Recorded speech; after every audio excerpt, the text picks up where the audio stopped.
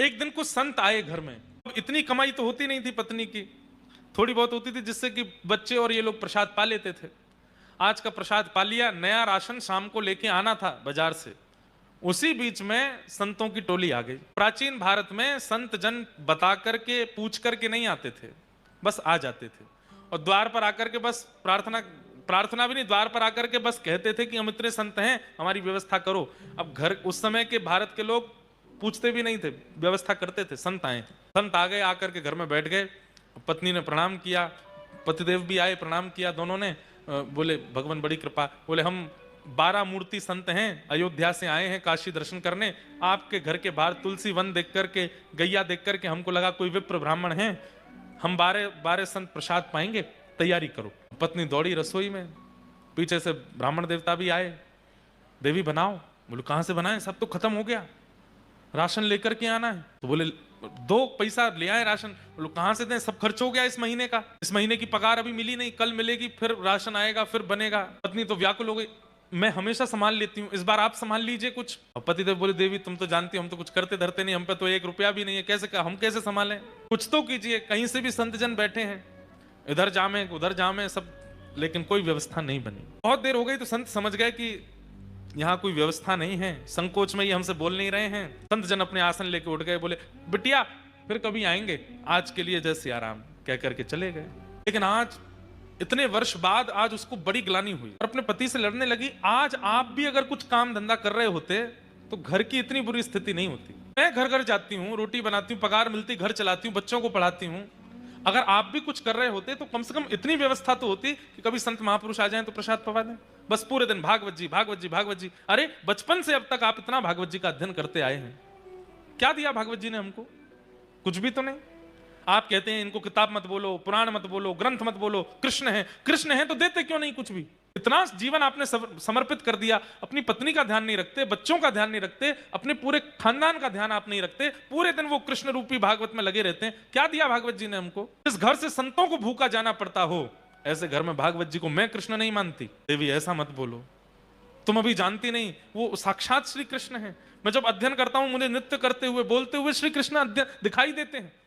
तो ऐसा है, फिर आज एक काम कीजिए। बोले क्या? अपनी उठाइए भागवत जी और चले जाइए, घर में संभाल लूंगी, बच्चों को मैं संभाल लूंगी, सर्वस्व आपकी भागवत जी हैं। जिन भागवत जी के कारण हमारे पति की स्थिति ऐसी, संतों को भूखा जाना पड़े, मैं उनको अब घर में नहीं रखने दूंगी। इतनी बड़ी बात हो गई। पत्नी के इतना बोलने पर पतिदेव बोले दुनिया कृष्ण को घर में बुलाती है, तुम घर से निकाल रही हो। देवी इससे ज्यादा अब मैं सुन नहीं सकता, अब तुम रहो अपने बच्चों के साथ प्रेम से, मैं चलता हूं।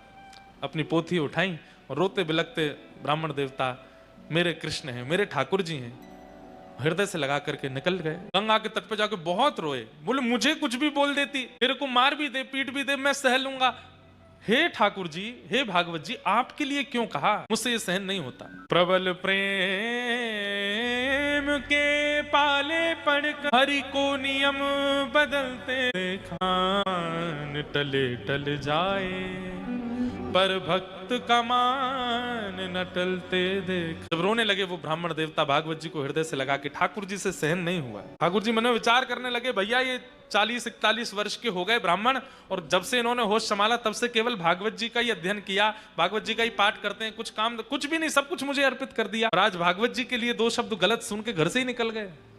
मैं जाऊंगा। काशी में छोटे से गोपाल जी प्रकट हो गए, और प्रकट होकर के ऊंची धोती पहन करके, सिर पर बढ़िया स्वाफा बांध करके, और बढ़िया कजरारे नेत्र हैं ठाकुर जी के, हाथों में कड़ूला पहने हैं, पैरों में सुंदर पाजेब पहनी है, कमर में करधनी पहनी है, गले में कंठा और एक सुंदर बगनखा पहना है, कानों में छोटे छोटे सुंदर हीरे के मोती हैं।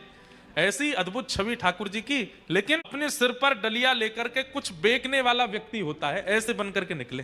लेकिन सब इनको देख करके आश्चर्यचकित हो रहे हैं। क्यों? बोले भैया रोड पर कुछ सामग्री देने वाले व्यक्ति के रूप में इतना आकर्षण, वस्त्रों में इतना आकर्षण, चाल ढाल में इतना आकर्षण, ये तो बिल्कुल ललित गति, टेढ़ी मेढ़ी सी चाल, और ऐसे सुंदर सिर पर डलिया लेकर के, और बढ़िया स्वाफा सिर पर बांध के, एक स्वाफा कंधा पर डाल के पसीना पहुंचते भय और चल रहे हैं। तो देखे वही इन पर लुभा जाए। पहुंच गए ब्राह्मण के घर पर, दरवाजा खटखटाया। पत्नी ने जैसे ही द्वार खोल करके देखा, छोटे से गोपाल जी, गदमदरा से हाथ, गदमदरा से पाम, नेक सो पेट निकरो भयो है, गले में सुंदर हार पहने हैं, हाथों में सुंदर मणि के सुंदर कड़ूला पहने हैं, सब चमक रहे हैं। देख करके वो भी आश्चर्यचकित, इतना प्यारा बालक, इतना सुंदर श्रृंगार करके ऐसे घूम रहा है। कहो बालक, तुम्हारी माता जी कहाँ है, कहाँ से आए हो, और इतने से तुम हो और इतनी बड़ी डलिया भारी सिर पे लेके कहाँ घूम रहे हो, क्या चाहिए? देखो खाने पीने की वस्तु तो मेरे पास नहीं है, जल पिला सकती हूँ।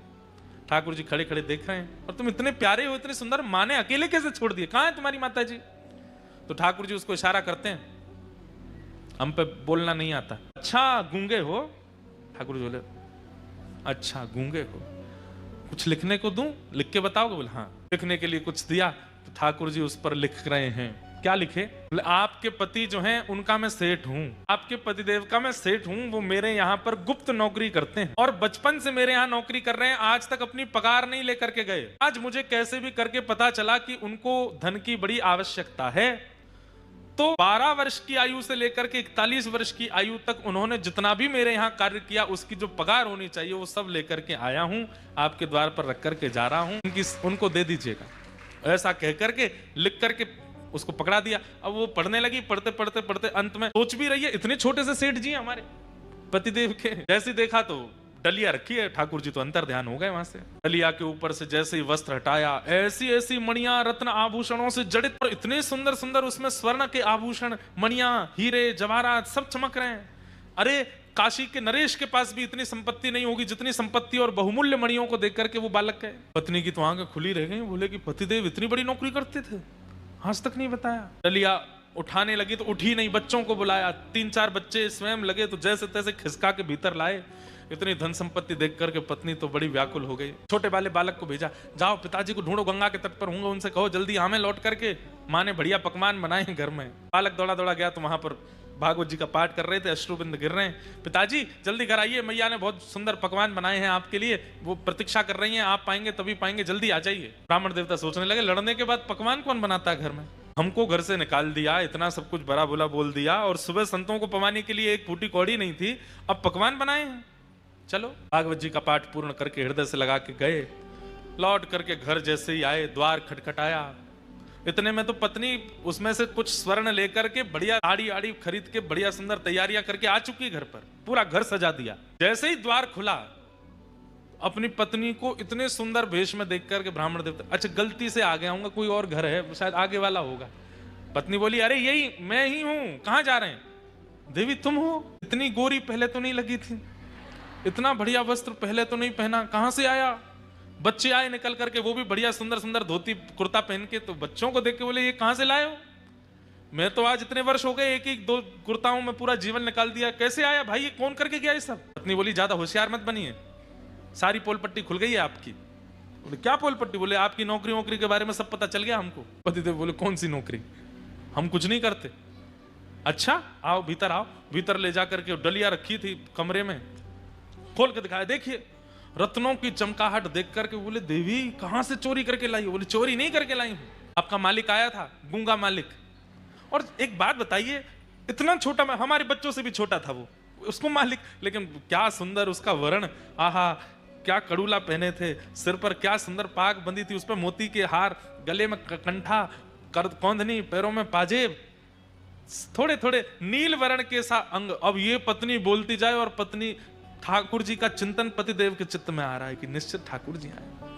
देवी तुम्हें कैसे पता? उन्होंने बताया। बोले लिख के देके गए हैं।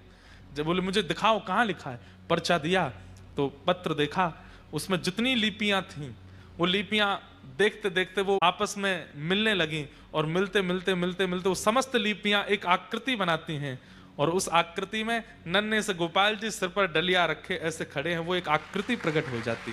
नेत्र सजल हो गए, बेहोश हो गए ब्राह्मण देवता। होश में आए तो रोने लगे। देवी वो कहाँ गए, कहाँ चले गए, मुझे बताओ ना। अरे सेठ जी हैं, तुम्हें तो पता होगी कहाँ है।